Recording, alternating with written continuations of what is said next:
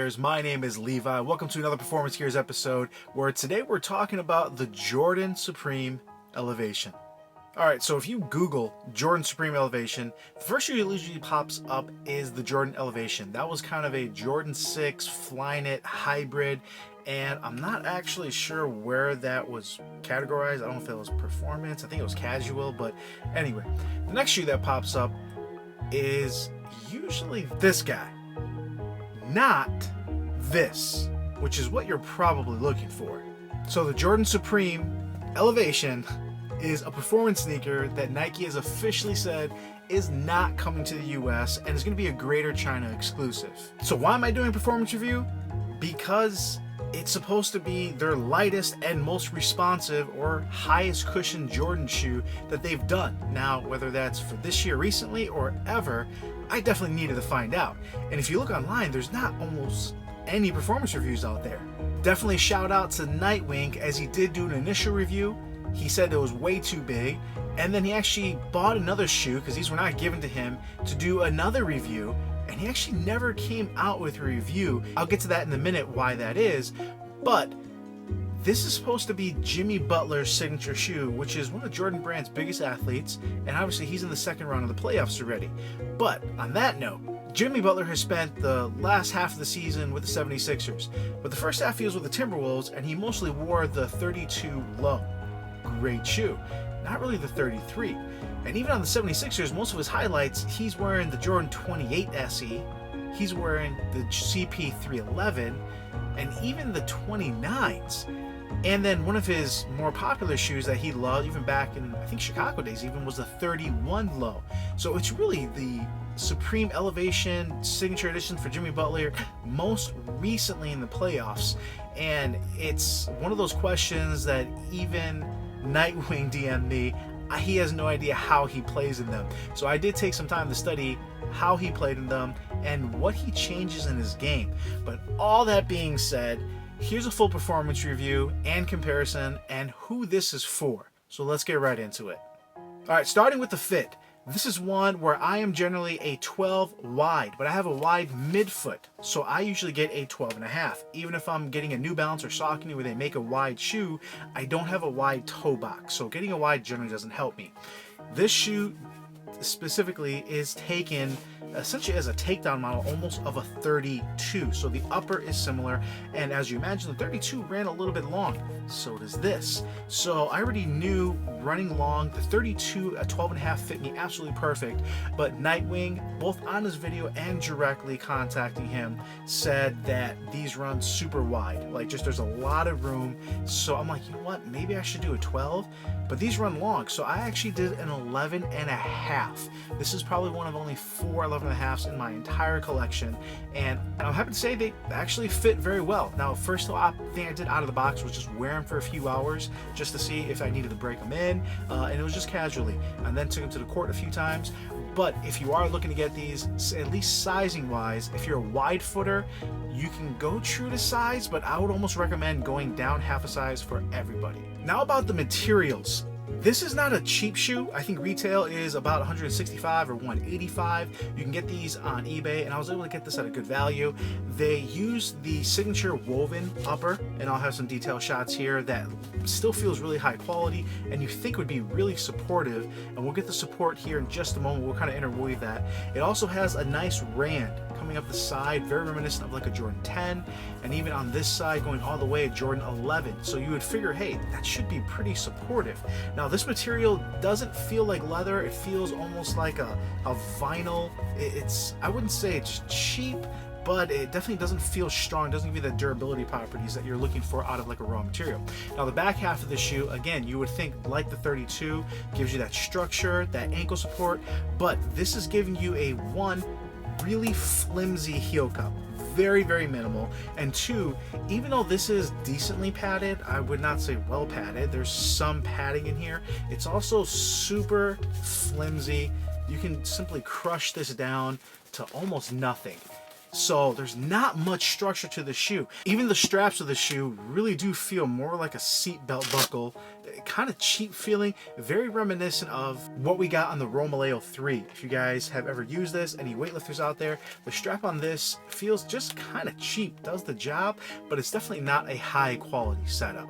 All right, as far as the support, I know I talked about that just very minimally here, but the support on this shoe is, goodness, almost non-existent. So let me paint a picture for you guys. If you have kids, if you have a nephew, if you have a little brother, little sister, if they ever try to grab you really hard, grab you by the wrist, and they're squeezing and you feel that pressure, they're still a little kid. You can pretty much just rip your hand away, right? That's how these feel. Like, you can torque them down, you feel it. They are tight. The Velcro strap on this, you can wrap it around your ankle and you feel, man, I'm good to go. You can torque this down a little bit. I'm good to go. The lacing structure, you are in this shoe. Kind of doesn't matter. There's almost no support here as far as you feeling locked down and contained, even though the feeling of being torqued down is there. And then this rand going all the way around that looks like it's structural support is super, like, just soft mush. I mean, I have a wide foot and even 11.5, this fit really nicely. The strap, same thing. You feel like you're in the shoe. It's not coming off. The fit is very secure. But this is very reminiscent of kind of your KD11, where there is no lateral support. There is almost no containment. You feel like your foot is completely free, and that's good and bad depending on what you're looking for. But this does not feel like a basketball shoe. I may say this again later in the shoe. This feels like a really nice running shoe for a basketball court. Now, another aspect of this is just how narrow the base is. I mean, just to give you guys a comparison, this is the LeBron 16 low, and even visual, I don't know if you guys can tell, this has a much wider forefoot span compared to what you're getting here. This also has outriggers, 3 tiny little ones on the side there, and I'll have a full review on this, but I did have an initial review. And this has 0 outriggers, narrow base, and it's kind of funny, even though you do have a little bit of file line coming up here for containment, you do have that little ridge similar to what you got in the Why Not 2. None of that really matters. You feel at any moment your foot can go any direction. So how I'm moving my foot like this is literally how you feel when you're playing on a flat surface. It is incredibly free playing and loose, but I wouldn't call it secure. And there's a reason for that, and that's because the cushioning is so bouncy on top of all that. So let's get into the cushion. All right, the cushion setup on this is easily one of the most cushioned I have ever felt, especially on the Jordan model. It feels very reminiscent of what you had on your LeBron 10, on your KD6 Elite, KD9. Really bouncy and actually really light. The foam they used on this is just soft. It is mushy. It is bouncy. It's not giving you the responsiveness, and I hate how they use that word when they say the most responsive. You guys, a lot of reviewers out there just say responsive. What does that mean? So essentially what that means in this case is you have an energy return. When you push down, you feel like you're bouncing back up. It's responsive as far as you're feeling it respond to the energy you're putting in, you're getting that back out. But it is not responsive as far as you feel the court in any way and you can respond and react very quickly. No, this is not a quick acting shoe. This cushion is awesome for running around. So Jimmy Butler, and we talked about him very quickly, if you notice a lot of his highlights early in the season when he's doing step backs, when he's dribbling, when he's crossing, when he has a hard jab and a spin, he's not doing much of that in the Jordan Elevation. His game has changed slightly where he's doing a lot more fast breaks. Amazing. He's coming off screens, he's curling, he's cutting to the basket. So a lot of movement on this is just fine. You feel light, you feel free. Now in the case of Jimmy Butler, he has an incredibly strong core, which you can see him always working on that. He is very well balanced, so he's able to continue to do a lot of his moves without getting the support that you possibly would need from your basketball shoe. But even in his case, the support and this cushion really leave you a little short on your offensive arsenal. So he's not able to pull from his full bag of offensive weapons. I guarantee it, just what he's able to do. Now, that's not to take away from Jimmy Butler. I'm a Chicago guy. I love some Jimmy Butler. Any team that has him is blessed. But His defense doesn't feel like it's been the same this year, and again, no disrespect to him, as well as he's had to play multiple roles this year where he's the closer. Then Tobias Harris comes in. All right, what aspect is he doing? So his game has changed slightly, he's altered, and again, you can't say that's the shoes.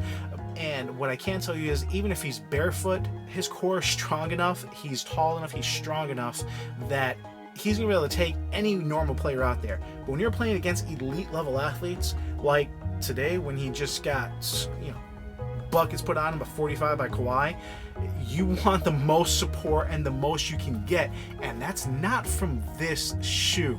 So let me give you guys my view on the traction, then the conclusion, who this shoe might be for. All right, the traction is the definition of vanilla, boring, meh. It gets the job done. I have put in about 7 to 8 hours of playtime in this, which normally is not enough. But what I can tell you is the traction doesn't really need much breakdown. It's decently firmed. This is a Greater China exclusive, so it has a little bit of firmness to it, but it's not very deep, and it just didn't bite. It doesn't matter how I played on clean courts. I actually played on a court that is kind of a collegiate level, so it wasn't the shoe. Brought some other shoes with me, and it's okay. It's not confidence inspiring. It's not great. You're not ever playing on the shoe in any facet where it feels like a great traction. Now, it's not bad, but it's something, maybe I needed a wipe here and there, but when I wiped, it didn't really improve it. I didn't need a wipe. It just didn't bite that hard. It wasn't something I completely trusted. Now, when I was running, when I was doing sprints, when we played full court, it felt great. This thing's super light. Like I said before, this is a running shoe that's perfectly made for the basketball court. All right, so what's the conclusion? Who is this for? All right, so the Jordan Supreme Elevation is a very lightweight, and I'll put the weight down here below, where it does feel light in your foot. It feels the fit once you go down a half size, like there's almost nothing on your foot. You can get some decent lockdown without any containment, which sounds weird. The cushion is bouncy. It's a little bit mushy. It is very, very comfortable, and I would say this would be an awesome casual shoe, but like a 32, it's still kind of hard to get on, and you still have those Velcro straps, like it still wants to be tight on your foot, but all that almost feels like a facade. This is for training your cardio. That's where I would place it. Now, if you're doing just a lot of running, you're going on fast breaks, and when you're playing full court, that's different than playing one-on-one. That's different than when you're playing 32. If you're playing full court, one, you want to get up and down the court. Two, hopefully you're moving, you're cutting to the basket, you're curling around screens. So when you're doing a lot of movement, you don't need as much support laterally. You don't need as much containment. You're moving, and hopefully you're going to be able to get around and get past your defender. Now, the only thing that I would say beyond that is, ideally, you do want better traction. So that's one thing I would give a hit on. And again, it's not bad, but it's definitely not great either. So for doing a lot of running on court, if you're trying to improve your conditioning, your cardio, if you're doing summer training in the off season, the basketball court where you're going to be doing a lot of runs, this thing's super comfortable. This is a running shoe meant for the hardwood. So as far as what player this is for, if you don't really want containment, you don't care, you just want to have that feeling, you want something as light as possible, there's folks out there. There was one player I played against, and this was probably a couple years ago. He was playing in Chuck Taylors, and I even told him, like, man, you would be great in regular shoes. And he said, no, I like to be balanced. I like to have that tactile feel for my foot, where maybe he wanted more cushion, but he didn't want any support. He kept his core stable. He was always balanced. Any move he did, he wasn't trusting the shoe to give him that containment, and he was never out of control. So it's not about being the fastest, it's about being the quickest. Who can change speed direction? Who can stop the fastest? And when you have control of your own body, you can do that. So this shoe almost forces you to work on that, which can be a good thing. But for the price, this retails, I think, for around $165 to $185. And honestly, I can't really recommend it over anything else. The closest comparison to this would be the KD12, and I'll put a comparison real quick on the weights here below, but they both feel very lightweight.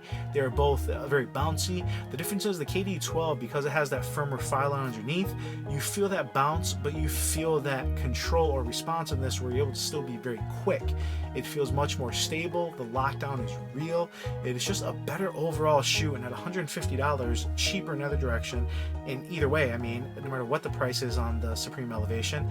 Easier to get, and the only thing I can say is maybe it looks a little bit more boring. I was able to get these on eBay. I got a really good deal, and it was something where I didn't see any reviews out there. So if you like this review and this maybe helped you at all, please give me a thumbs up, subscribe down to the channel, put in the comments if you do want me to do any kind of direct comparison. I'm happy to do it. But this has been a unique and fun shoe. And if you made it this far, shout out to Nightwing.